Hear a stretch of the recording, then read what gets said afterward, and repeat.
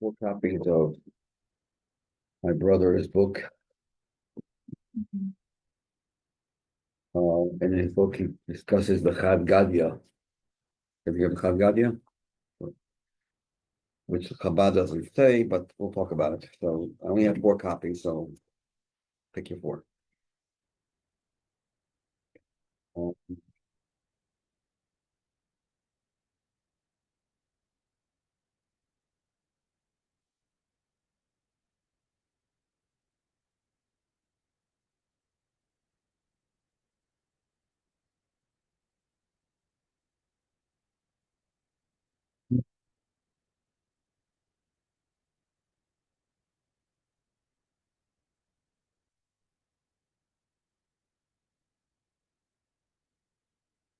okay, the Sicha, before I get to the Sicha is about the Chacham, the question of we have the four children, Pesach, four children.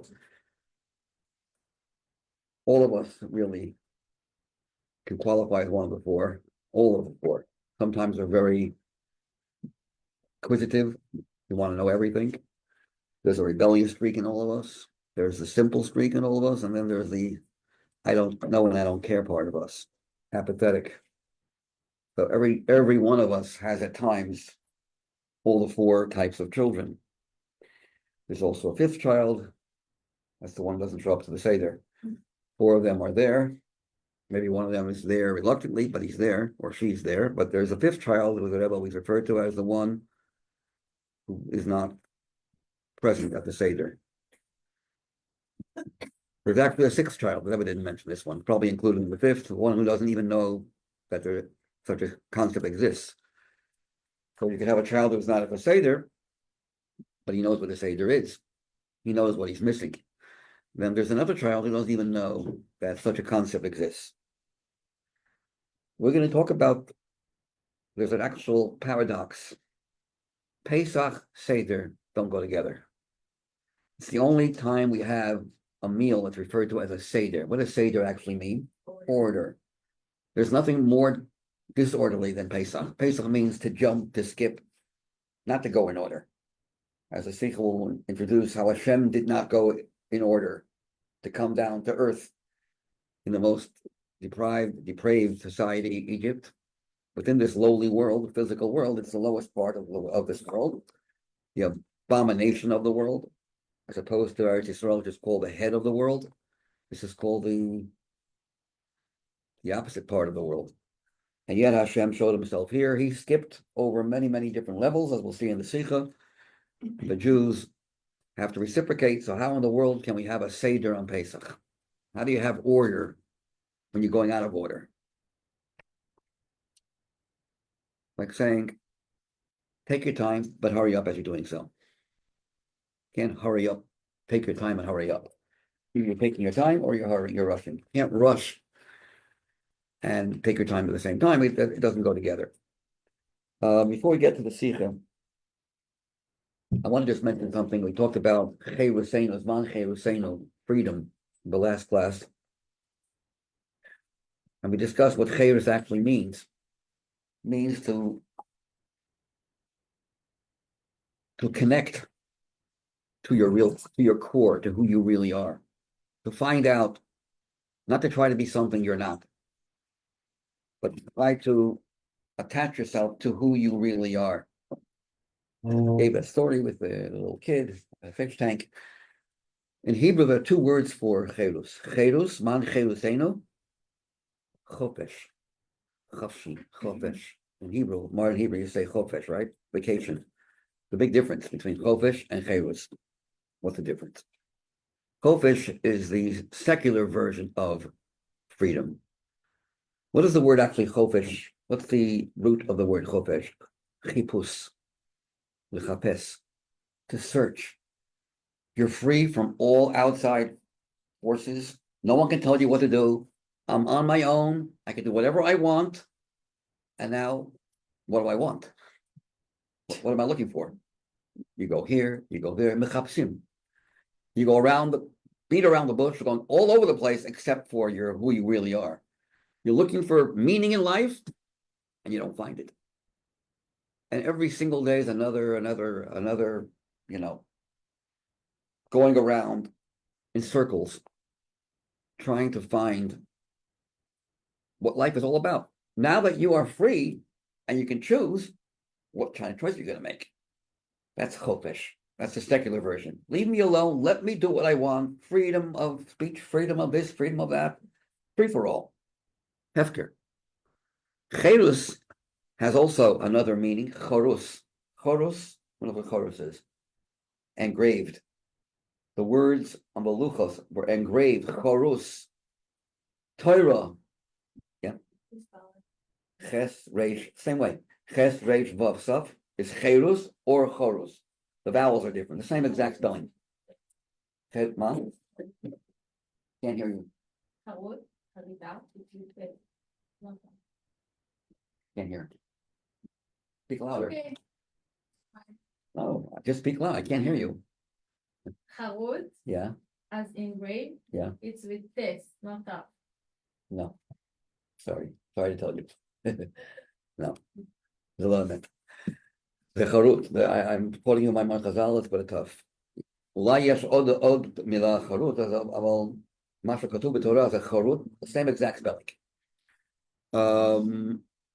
It says charut on Chumash, al haluchot. Hashem's words were engraved in the tablets, and it's spelled ches, ra, reish, vav, taf, which means the only free person is a person who's connected, where his core of his life is one with him. Who you are is how you act. You're acting the way you're supposed to act. You're finding your core, your essence of your life is now one with you. You know who you are. You're not looking at the Loma Chapes. You're not looking around. You have it. That's why, as I mentioned last week, Pesach is not a holiday that ends. Matan Torah is the end of Pesach. If there's no Torah, there's no freedom. When the Jews got the Torah, now they're free people. Now they can live being who they really are. Hashem made us a Torah nation. You cannot like it, but you have to. That's who you are. It's like the fish in the water. You can't go away from the water. It might seem boring, but this is who you are. He manufactured us. The manufacturer knows best who we are. So that's a major difference between real cherus, which could be sometimes not so easy. Kabbalah soul, accepting of the yoke, but it's rewarding. You're able to overcome all instincts, all obstacles that come from within. You could be a slave to your own fears, to your own anxieties, to your own resentment or hatred towards certain people. You can't help it. Then you're in Golus. You might be free from outside forces, but you're not free from inside things that bother you, and you can't get rid of them, right? Anxieties, or some people have phobia, some people have fear, some people have anger, resentment, all kinds of issues that you can't get rid of. It's part of your nature, but that's not who you really are. With Torah, we're able to transcend all these limitations and connect to our true identity. That's why there's a big difference between cherus, which has the same letters as chorus, engraved, or chofesh, seeking, looking for meaning and never finding it. Because you're looking you're looking objects here, you're looking over there, you're not going to find it. This is one idea. I want to also mention that Pesach is composed of two words. Sach. Sach can be spelled with a samach too. Can be spelled with a samach.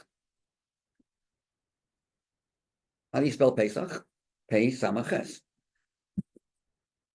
So Sach can also have the same meaning as Sicha, like a Sicha of the Rebbe, a talk, even though it's spelled with a samach. Sicha is spelled with a sin yud ches hey, Sicha. But a sin and a samach are sometimes exchanged. So Pesach means a mouth that talks.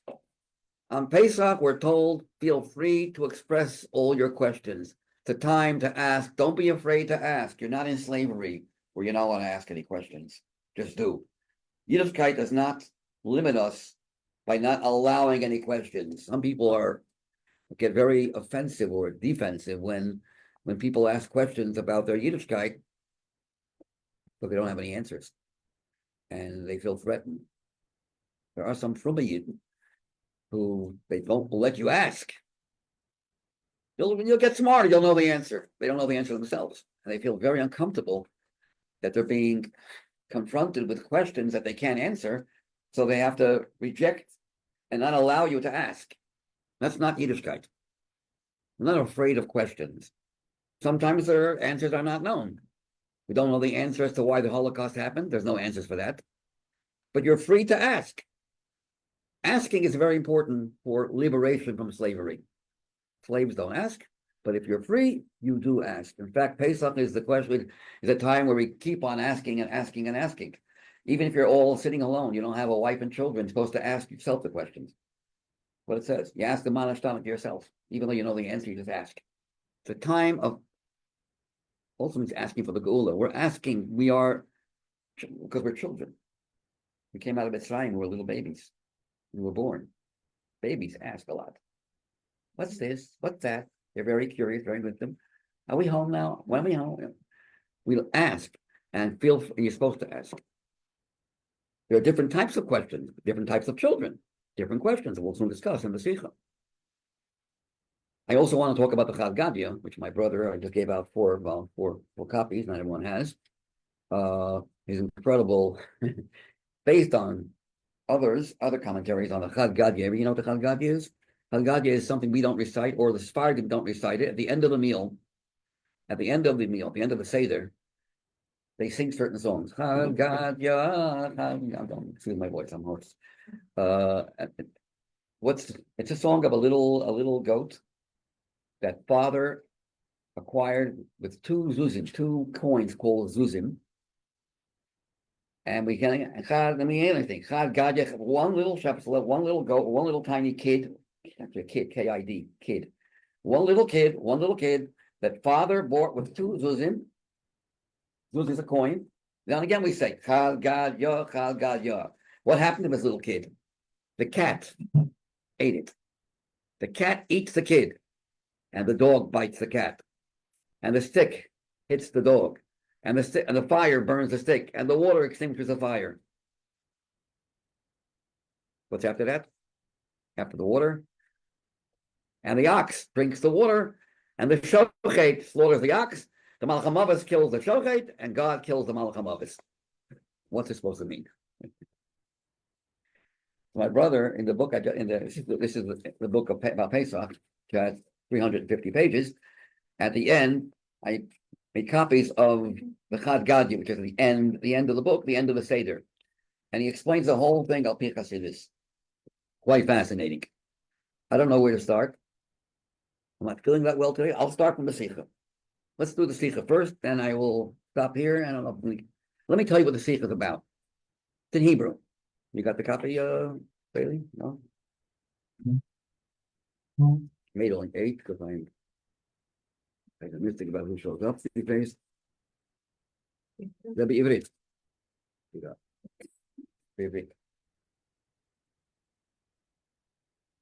It's a Sicha about the Chacham. The Chacham asks a question which seems to be a question that you don't have to be too smart to ask. Number 2, he seems to put himself out of the picture. What are all these mitzvahs that we do tonight? What are all these mishpatim, these laws and all these statutes and all these things that God has commanded you? Our God, he says, has commanded you guys. Doesn't sound too good. First of all, it doesn't sound too smart. What's all this about? Didn't you learn? Did you learn in Seder? Or come to the Seder? Did you learn? Did they talk about in the school about all? Don't you learn Mishnayos? Don't you learn? All of a sudden he's asking questions that any idiot can ask, that the Tom could ask, the fool. And number 2, he seems to exclude himself. He says, what God has commanded you, not me, not for me. These laws are not for me, it's for you. Thirdly, what's the answer that we give him? Strangest answer on earth. Like the price of tea in China is 25 cents. How would that be an answer to the questions of Pesach? Why do we eat matzah on Pesach? Price of tea in China is 25 cents. Because tomorrow it's going to rain, that's why. What? That's what it sounds like. What's the answer?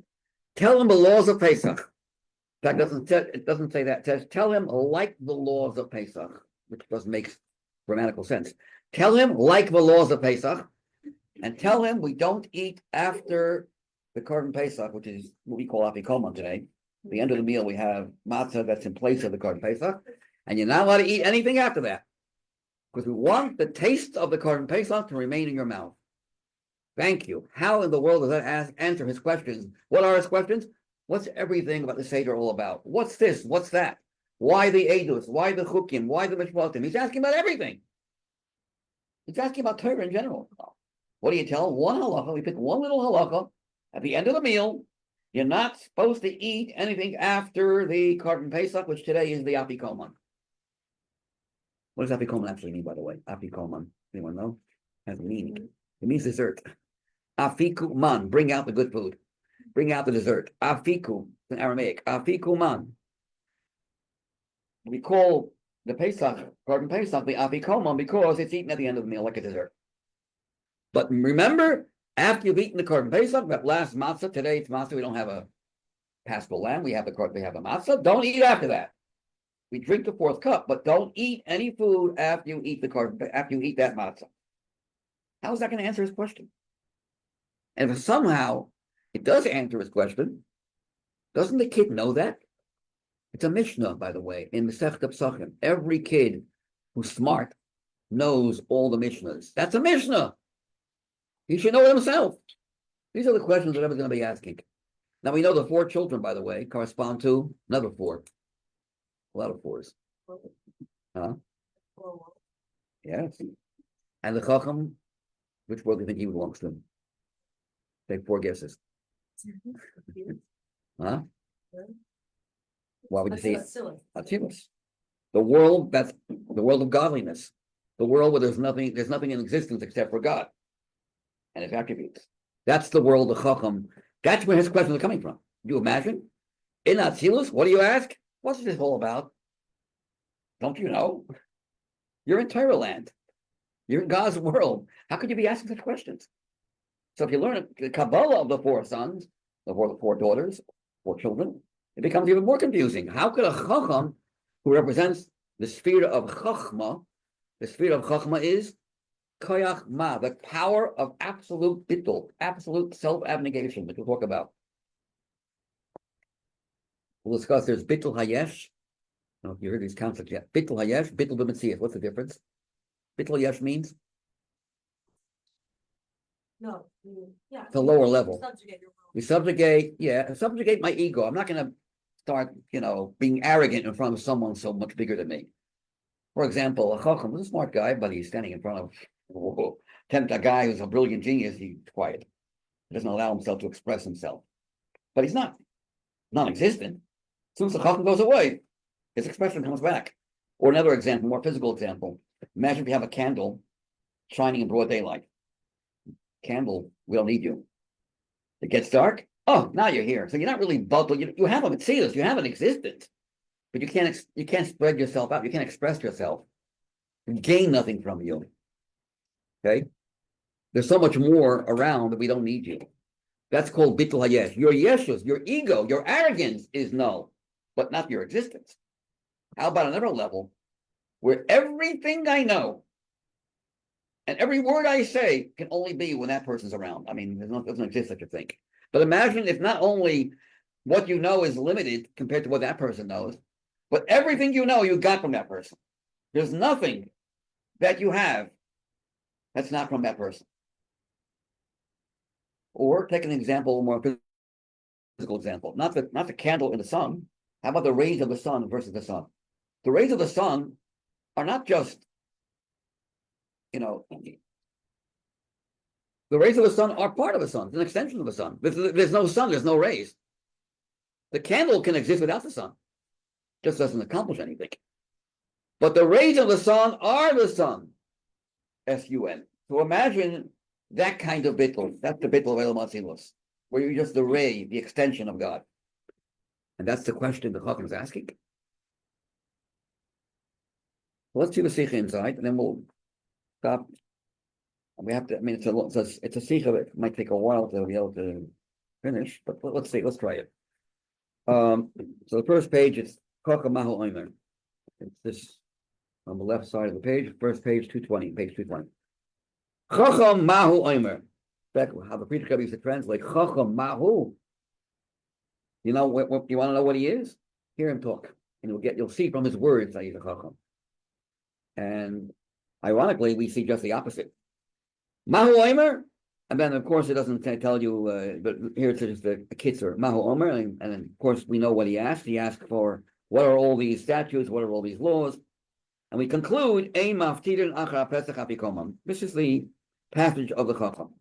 So here's what it goes. But Inyan concerning Shailas HaChacham v'Hatshuva, concerning the question of the Chacham and the answer, all the Mefarshim of the Haggadah asked the same question. Shoalim Mefarshei HaHaggadah. The commentaries of the Haggadah ask the most obvious question. Madua, why? Nivchara was chosen, like Bechira, Nivchara, chosen. Mitoch kol halachas HaPesach, from all the halachas. Why did we choose in his answer, in our answer to his question, we only give him one answer. Dafka, only halacha ein maftirin achar Pesach apikoma. That we don't maftirin, we don't conclude the meal after you've eaten the Korban Pesach. You cannot have dessert. Apikoma means dessert. After the Korban Pesach, you can't have any other food, but you have to end it off with the Korban Pesach. Why did we only give him that halacha? He's asking about everything. Hachacham harei shoel v'rotzel ladas kol halacha. The Chacham wants to know about all the halachas, hakashuros, the Pesach, that are connected with Pesach. Whether they are edus, testimonials, chukim, mishpatim, the categories that you probably know. Mishpatim are the ones that are moral, ethical, we would know without the Torah. Edus are the ones that make sense only after we're told, like Shabbos and Yom Tov. And then, of course, we have these statutes like Parah Aduma and Shatnez, which are not at all. So within the Korban Pesach, within the Pesach laws, we also have these three categories. We should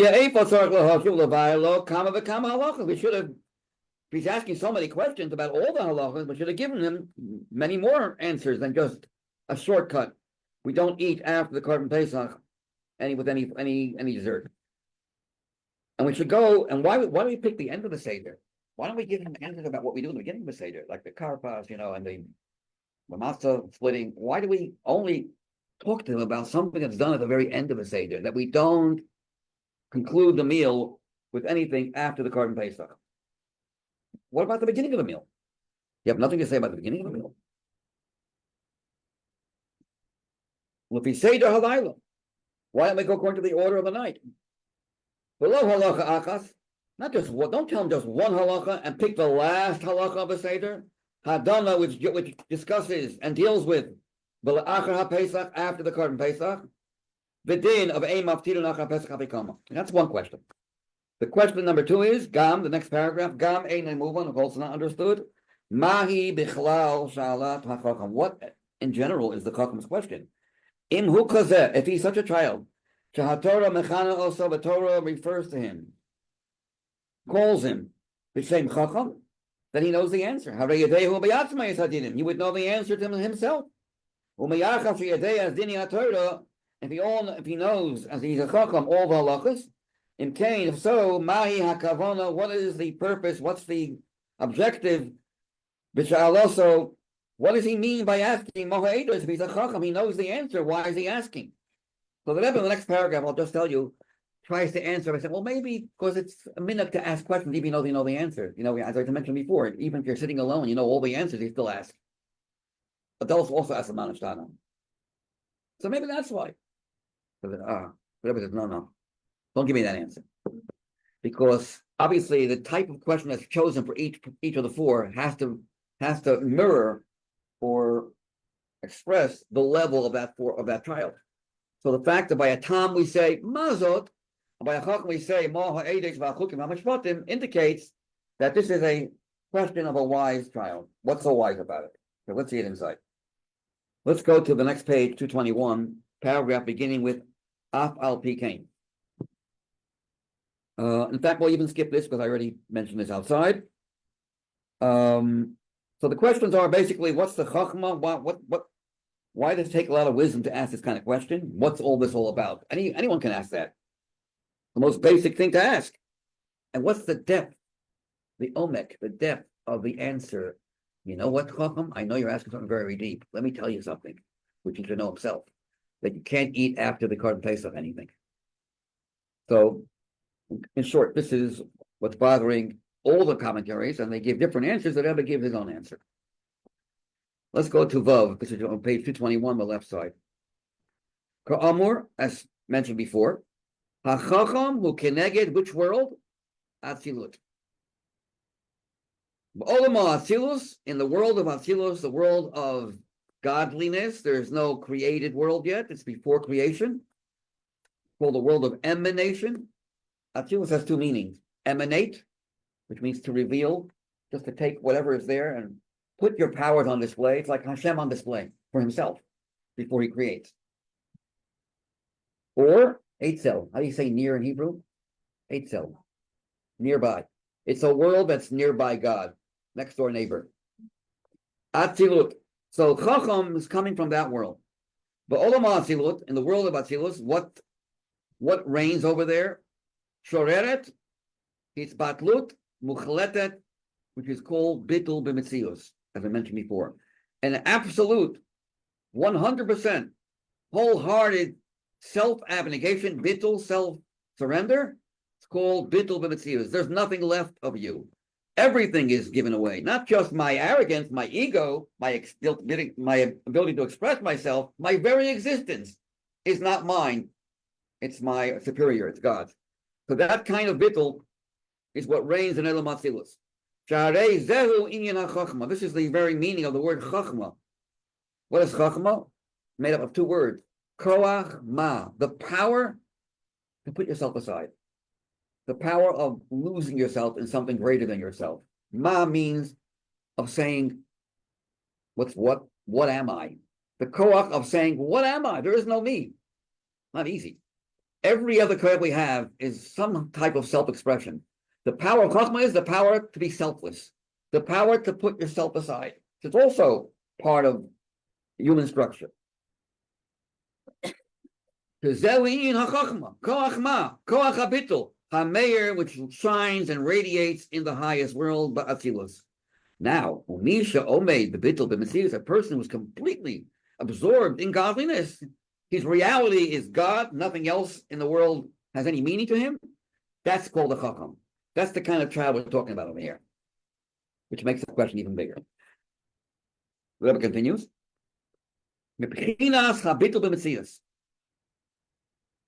From the level, from the vantage point of that state of absolute self-abnegation, you're not an existence of your own. You're just an extension of something else, like the rays of the sun to the sun. You are subjugated. You are subordinate completely. Then the way you fulfill a mitzvah is equal. Let me continue first outside. Well, the Rebbe's answer is going to be like this. Here's the Rebbe's answer. Look carefully at the words of the Chacham. What does he say? He's not asking what's Yiddishkeit all about. He's asking, why do you categorize Judaism? Why do you give different names for different mitzvahs? I understand if you're a person on the outside, an outsider to God, who's trying to work himself up the ladder and trying to relate to Hashem. So you relate to Hashem much different when it's something that's easily understood, when you understand why you're doing the mitzvah, like honor your parents, or do not steal, do not murder, do not commit adultery. That fits my lifestyle. Yes, Yiddishkeit makes sense. Over here, I can go, sure. When it comes to Edus, which is the middle level, that's the level where not so easy to understand, but after Torah explained it to you, I got it.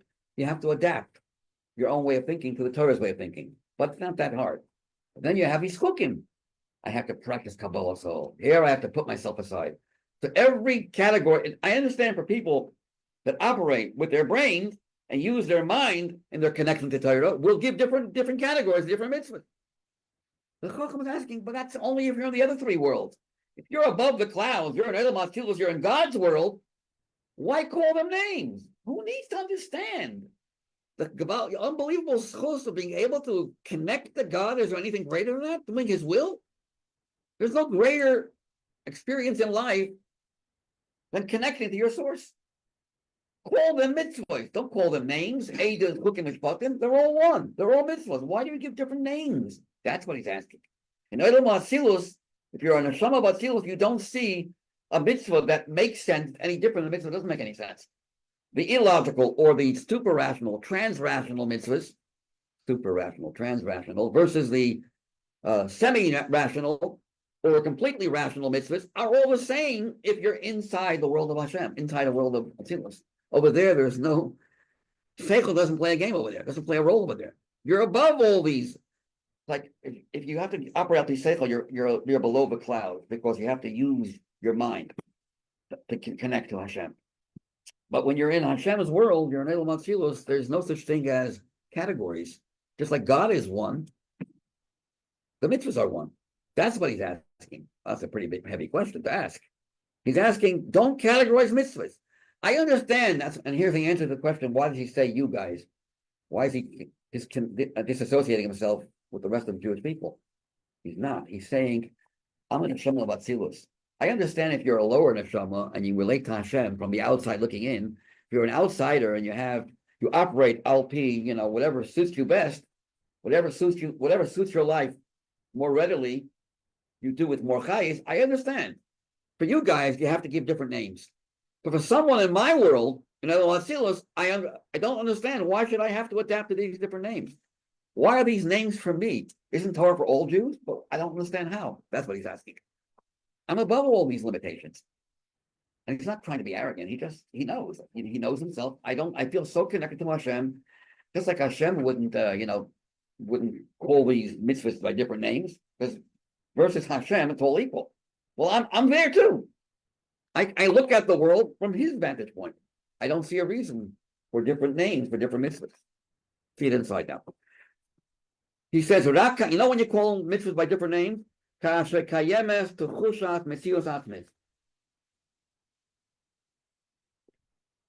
always spoken a long time. Never fails. Whenever I try to get through to him, he never answers. And whenever I'm busy doing something, I don't want anyone calling me, he calls. I'm not going to know who it is. You don't know him anyway. Barak asher kayemes, only when there exists tuchushas, a sensation, a feeling of mitziut atmit, an autonomous existence. When you feel yourself as I serve Hashem, but there's an I who serves Hashem. I'm doing him, service. Oh, if you're serving Hashem and you are you and he is he, yeah. Oh, there have daily distinctions between how you do a mitzvah. Ha-mitzvah, shemuvanos, v'tamam, you do a mitzvah that are well known to everyone without any, strain. It comes easy. You don't need to be told. Yes, behem tainig yoser, you have much more pleasure. Me'asher mitzvahs, hamiskayamos, mitoch kabbalah than the mitzvahs that are done out of, you have to accept God's will, like it or not. Mishum chukah chakakti, by the paraduma. I have made a decree, chukah chakakti, gzera gazarti, it's my statute, my decree, you can't think about it, don't ask any questions, stop where you are, accept. I can understand. Because it's difficult for people who operate LP Seichel to put their Seichel aside. Then there's room to distinguish the mitzvahs into three categories. Which loshos sukim, the three categories. Chukim, edus mishpatim.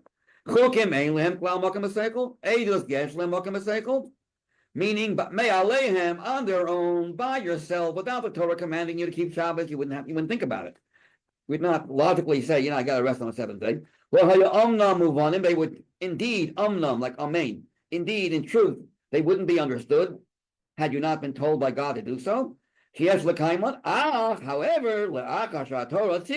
after Torah commanded you, on the testimonials, like Shabbos, Yom Tov, Yeshlem, it's not hard to understand the reason. Shabbos, Hashem rested on Shabbos, Yom Tov, Pesach is for the liberation of the Jewish people, Matan Torah, Sukkot, so on and so forth. Yeshlem, welcome to say. The Ilu HaMishpatim, whereas where the Mishpatim, Haim Osan HaMitzvah, Shaseichel Atam Lechayev Leison. K'mayim Razal, our sage is saying, Il Mole, if not, Lo Nitna Torah, God forbid, if Torah would not have been given, I would learn the laws of Tznius from a cat. Hayinu Lameidim Tznius Mechatul, the Gezel in the Mole, ants don't steal. They're very decent. They don't steal from each other's food. I would learn the laws of not stealing from an animal, from an insect, from an ant. The Mole is an ant. Well, that's if you're in a world where you're outside of Hashem's boundaries and you're looking in and you're trying to serve Hashem and trying to relate to Him. So you relate to Him on different levels. But if I don't have to relate to Hashem, I'm part of Him, I'm one with Him, then I don't understand. That's the question. But look right, but if you're talking about the level of absolute, wholehearted bittul through and through, where not just your arrogance, but also your very existence is not yours, i.e., atzilus, ain't kohevdel imadovra moving in love. It doesn't make a difference whether you understand it or not. All the mitzvahs you love because God commanded to do so. That's your greatest pleasure in having that schus. The gam yesh oz tainug, you also have pleasure, equal pleasure. You're doing Hashem's will. Even the mitzvahs that are not at all rational or super rational, whereas an outsider would call them illogical. You have a tremendous amount of pleasure in knowing you have the schus to connect to the real you, to God Himself. The idea with the knowledge that this mitzvah is Ratan Elyon. How you do it, as the well-known statement goes, mentioned by the Alter Rebbe. The Alter Rebbe is the source of this statement. If God would command us to chop wood, we would do it with the same type of vitality, of inspiration, of enjoyment as we would do with the mitzvah of putting on tefillin. Hey, putting on tefillin is a powerful mitzvah. I know you haven't done it before, but it's a very powerful mitzvah. Ask anybody mitzvah kid how he feels. You feel like you're getting married to him. You're connecting. It's just a tremendous mitzvah. The yad, the hand, emotions, the head, tied. You feel like you're wearing a crown where I belong to the Creator. It's a powerful mitzvah. Chopping would mean just chop. What would you gain? Nothing. Hashem said, nothing's going to happen. No change in your life or in anyone else's life or in any world. There's no cosmic change. Just chop. Why? I said so. But why? Will that make me more spiritual? No. Then why are you doing it? I said so. So in the world of Atzilus, who cares? Hashem says, I do. Just like Hashem wouldn't rebel against His own will, and Hashem has the same chayas whatever mitzvah He gives us. That Chacham has the same chayas too, the exact same chayas in life and inspiration. You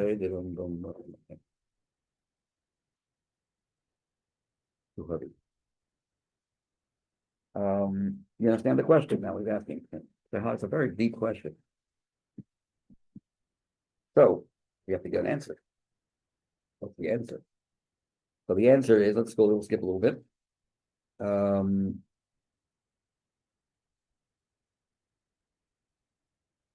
Let's go to the I'll ask one more thing. This question is not only why do we categorize the mitzvahs, how could you use, even if you use one name for all mitzvahs, the word chuki would be the wrong name to use. What does chuki mean? Stop, don't have problem. Don't start to ask and question. You think he would question? Chukah means statute. Stay put. The Chacham loves this chuk. He's not going to ask. He doesn't care. I'll give you an example. Imagine if you're living a great life, and eating food that is very healthy, but you don't know why it's healthy.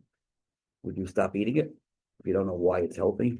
It's life. If you want to live and you enjoy living a life, a healthy life, you have to understand how things are healthy for you now. So the Chacham is on the level where the life by him is connecting to Hashem. Why do I have to understand why? Why would it be more difficult for me to be Mekayim a Chayk than a Mishpat? The word Chok sounds like you're having a problem, but don't ask. Stop. Statue means stay where you are. So the word Chukim, besides the fact that three categories make no sense to him, the word Chukim itself is a wrong category for a Chacham. Okay. But I would just use the same word, just like Hashem wouldn't rebel against His own mitzvahs. You have to worry about that. Likewise, a Chacham equally would not have any desire to rebel against God, that we have to say it's a chok, don't rebel. Chok means stop, don't rebel. I know you might wanna, don't rebel. What? Why would you think I'm rebelling? That's like saying, if I don't understand why I'm healthy, I don't want to be healthy anymore. I'm sick and tired of being healthy, because I don't understand why this food is healthy. I'm not going to eat it anymore until you explain to me why it's. Okay. Now, we in the morning in davening you say l'kain neshama shenasatabi tohorahi Adam. atabrata. It's a song, a famous song, atabrata atiyesat. How do we discuss the neshama before it was created? We say the neshama you put into me is tahora, and that pure soul you created. Can you refer to something? Can you refer to something before it was created? It was nothing. What were you before you? I was. So how could we say neshama shenasata bi tahorhi? That pure soul you created. What was it before? It was pure. So this explains that the neshama is not part of creation; it's part of God. It doesn't need to be created. Tahorhi is pure. That soul God invested through all the world, and it went through. The soul went through Bria and went through Yitzira until it comes down into a body, passes through all the world until it comes down to the body. Just digress for a second. The previous Rebbe was known to have a tremendous chush in telling stories and describing it so vividly that you feel you're there. The Rebbe Rashab, his father, knew that tremendous talent of his child, of his son, and he told the Frierdiker Rebbe, the Rebbe Rashab, told the Frierdiker Rebbe, can you describe to me the descent, the Yerida, the descent of the soul from its heavenly source? And he started doing it. And the Rashab said, no, stop. My heart, I can't take it anymore. Because he so vividly described the drop, how the soul, which is part of Hashem, is until it finally hits the human body. It's such a powerful, like a roller coaster descent, that if you're a Rebbe, you can feel it. The Frierdiker Rebbe explained it so well, and the Rebbe Rashab had to hold his heart because he was getting scared. His heart was palpitating. So Tahorhi is Atzilus. Ata Barasa, you brought that soul into Bria. But here the Rebbe says like this. Before we give the answer, you know what we tell him? Take a look at page 223, Zayin. Yalkach Bar HaTshuva. And here's the answer. Before we tell him about the Afikoimah, which we'll see what that connection has, we tell him, I know you're asking a very good question. If you're above and beyond all the limitations, why act as if you're limited? Answer. Chacham, I have another question to ask you. Let me ask you a question now. Why do we have laws about Pesach? Pesach is all about being disorderly. Pesach is all about jumping, skipping, not going in progression order.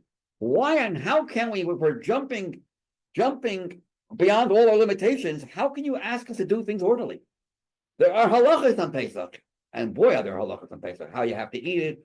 We even today have the wine, 4 cups, and you have to drink it a certain amount of time. You can't drink sip, like many, women do. You have to drink it in 2 gulps, the whole revius. Revius is 3.5 ounces. That can be, take a small cup, but you got to drink it all at once. You can't eat the matzah slowly either, you talk a little bit here and there, and you have to eat the matzah also within a certain amount of time. There are stiff rules. And the Korban Pesach, well, we don't have a Korban Pesach today, but boy, were there rules about if you fall asleep in the middle, possible, you can't change places. I mean, there are numerous intricate laws about Korban Pesach, how you eat the Korban Pesach, and also the shechting of the Korban Pesach, the slaughtering, so many. So we ask back to the Chacham. You're asking a good question, but let me ask you a question, Mr. Chacham. Why in the world, if we're Pesach, if we're skipping, we're going above the whole Seder Histalsel, we're going into your world? Why are there halachas? Let's see it inside. Pesach mashma also diluk. Pesach indicates diluk, jumping. Sicha, jumping lelo seder v'hadraga, without any order or any steps after step. Kach hoya gam gilio lakos. God initiated that idea. Hashem initiated the idea of jumping.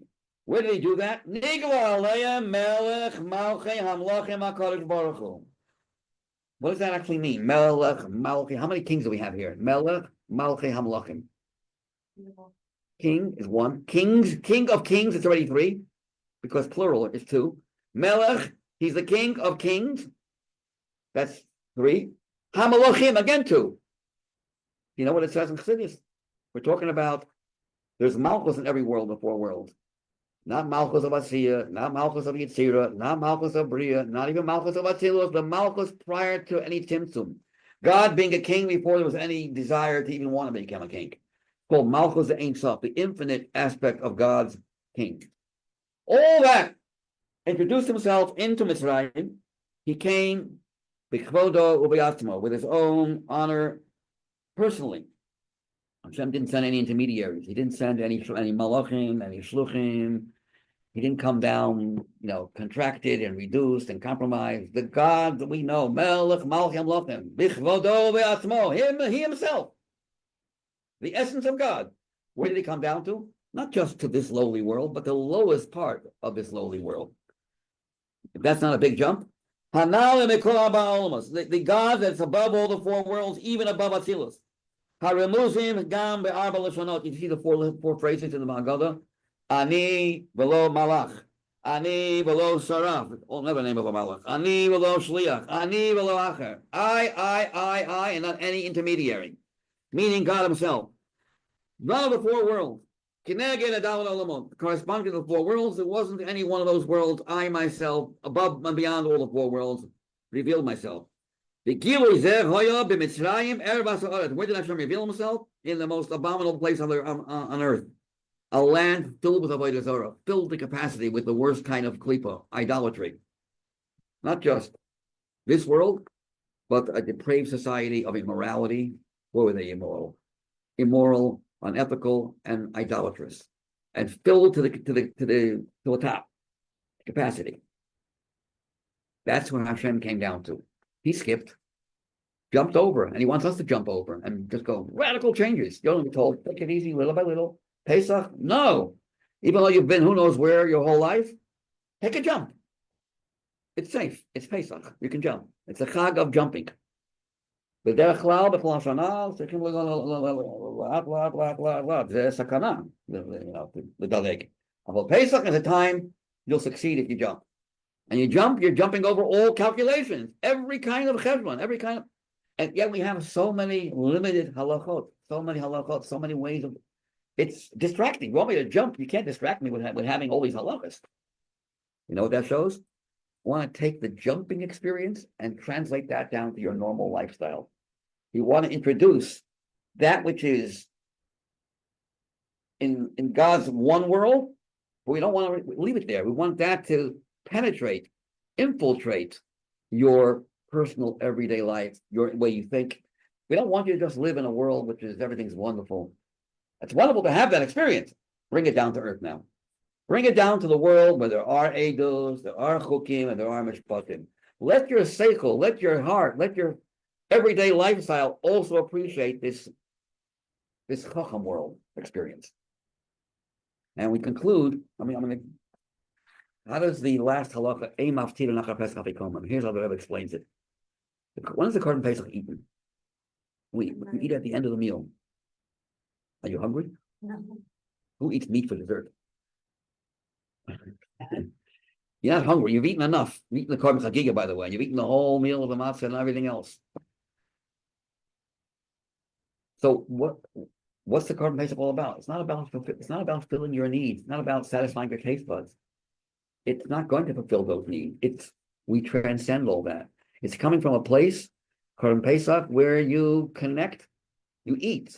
Yeah, but what do you eat? You're eating something that is not in the world that can satisfy your taste buds or your needs it doesn't fill your needs. You're going beyond and above. You're eating something because Hashem said to eat it. You're a royalty. You're expressing royalty by not acting like a poor person who just eats because you're hungry. You're eating because you have to eat because it's Korban Pesach.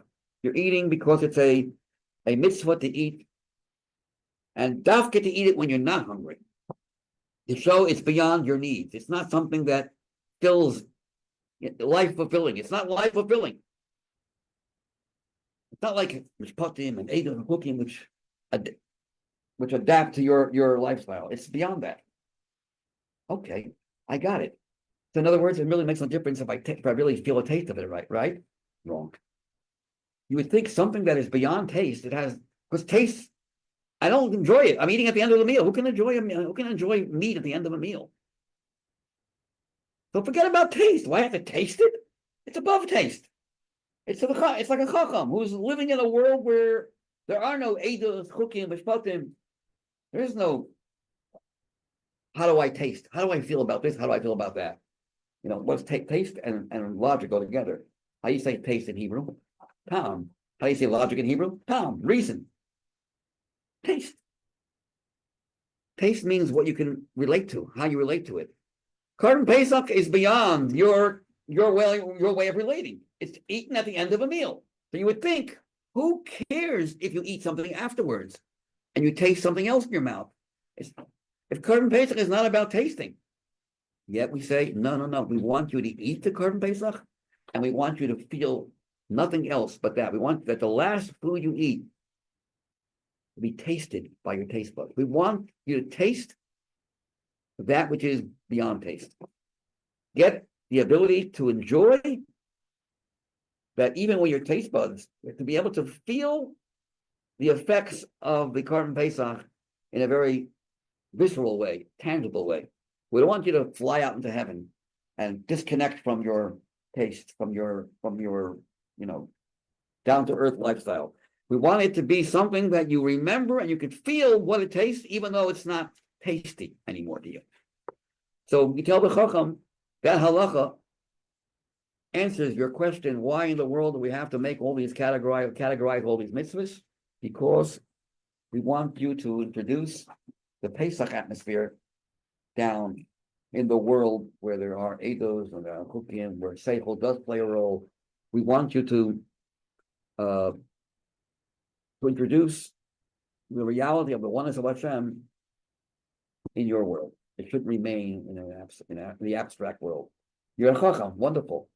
Okay, take that experience and go now into the world where there are clouds. Bring it down to earth. You look at the Chad Gadya, by the way. This is the Sichos. The Chad Gadya, I gave it to you. I only made 4 copies. It's phenomenal how he explains what is the Gadya. It's the Jewish people compared to one little shepsel among 70 nations, 70 wolves, as they're called. And Hashem says Chad Gadya twice. Chad Gadya, why twice? One of them means Chad. Hashem says you are one. Mashem Yuchad, you're special. I chose you from all the nations. But then we say again Chad Gadya. The second time we say Chad, it's not referring to us being one, but Hashem is one. And the Jewish people have the ability to introduce the oneness of Hashem in the world. Chad, we can bring Hashem says the word Chad Gadya twice to indicate that there's 2 reasons why we're called one. We're one nation, and we're a nation that can introduce Hashem's oneness in the world, make Hashem popular in the world, make a kiddush Hashem. What's the cat? Well, we'll get to the cat. What does it mean? The Zav and Abba betrays Uzi. Quite phenomenal. The brother brings it out. There's a whole catch of how to bring Mashiach goes in order. The Zav and Abba, a father. Whose father? Father bought. Which father? A father in heaven, Hashem, bought the Jewish people. He acquired us with 2 Zuzi. What does it mean he acquired us? So those who have the copy, you take a look, you'll see. It has 17 chapters, by the way. Chapter 2, or chapter 1 first.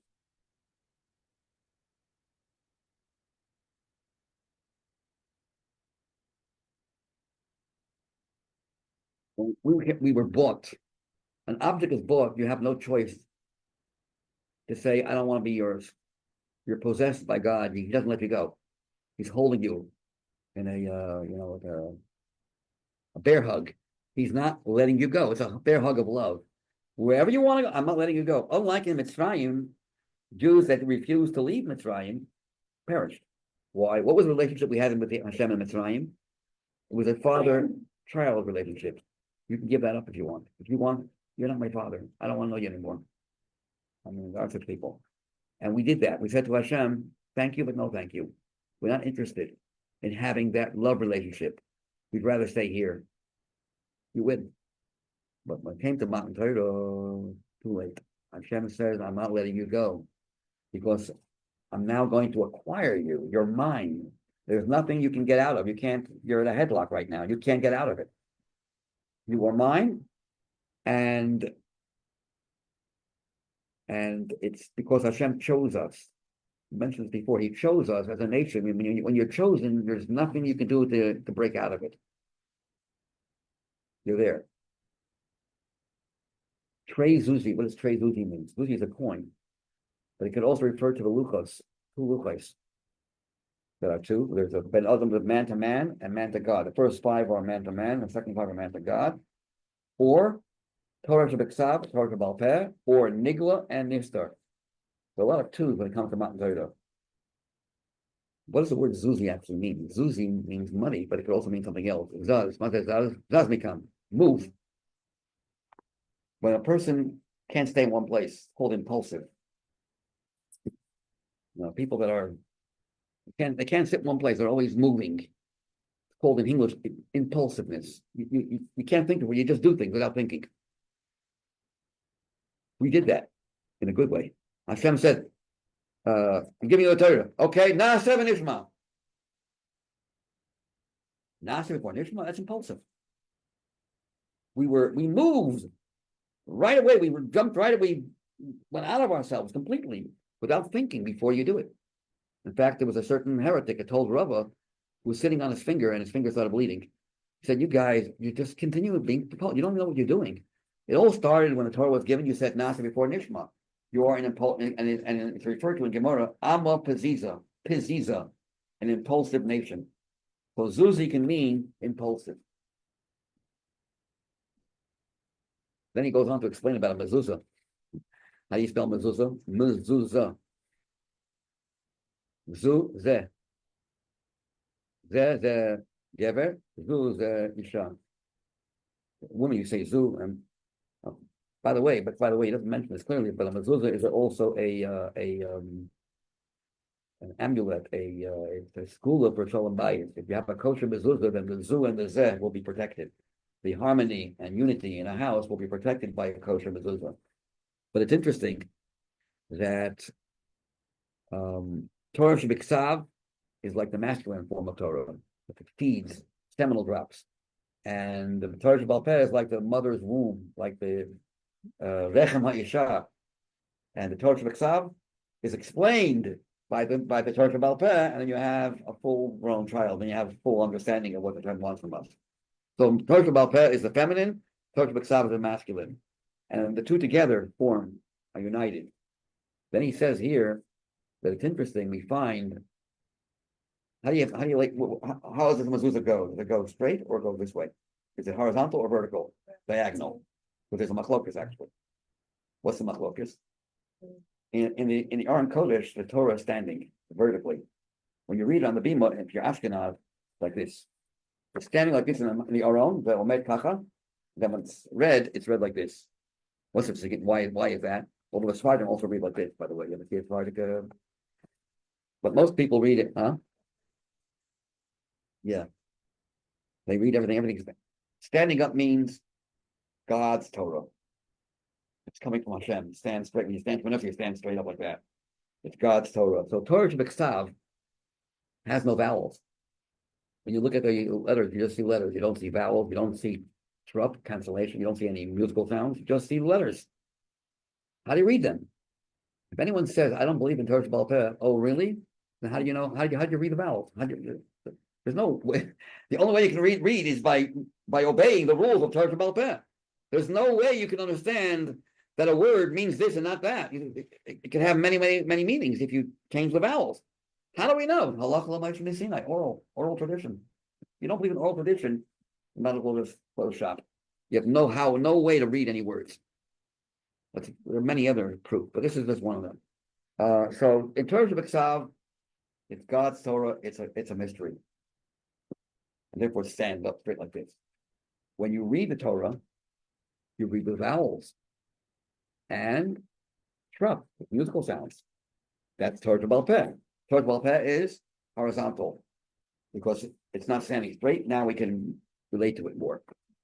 The mezuzah is an intermediary between portion of itself, because it is covered with a cover, but even though it's covered with a cover, it does have more, it has more of a relationship to the outside world. It protects you when you're outside. So the question is it like a Torah standing in the Aron? Or is it like when you read it?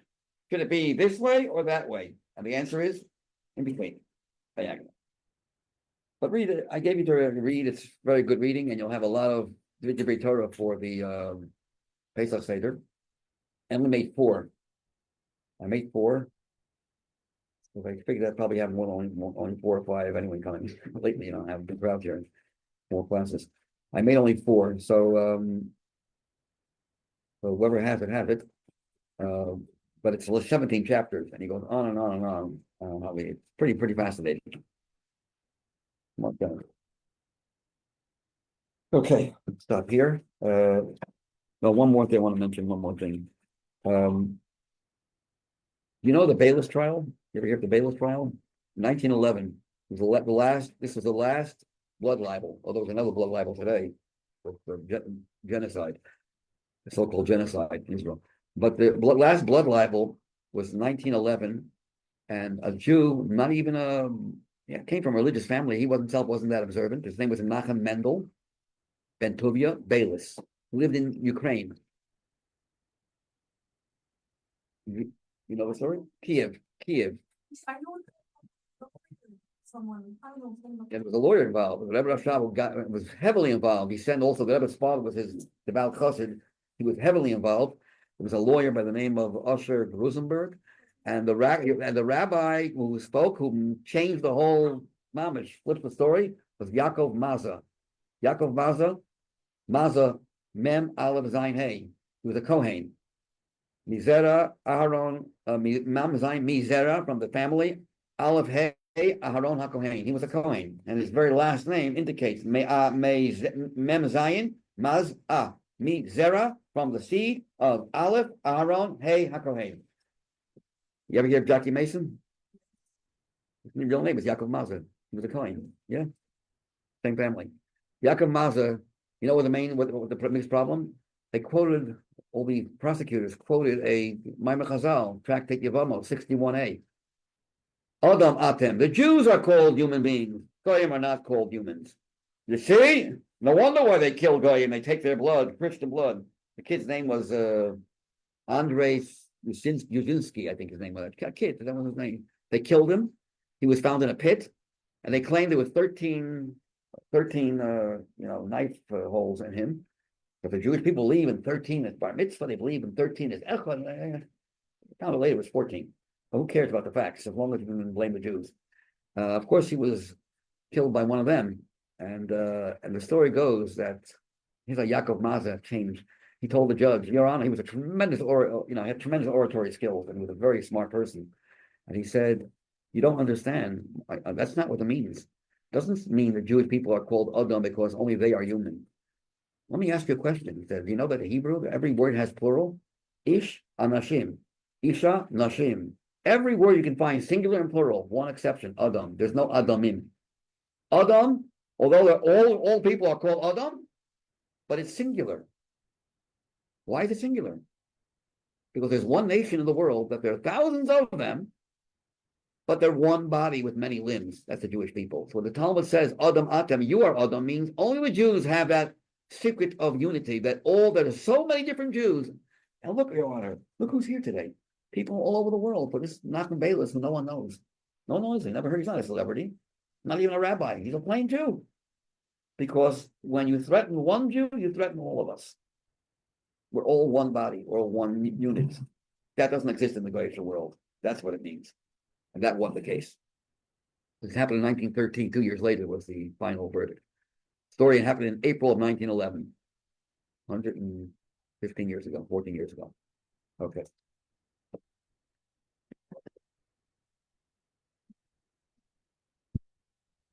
Who has the copy? Who has the Elsass? You have? You'll like it. You'll enjoy it. I told you. Oh, my grandfather did. Oh, yeah. But he's not one. Found when it's done. I told them, no. you know. No? I was going to.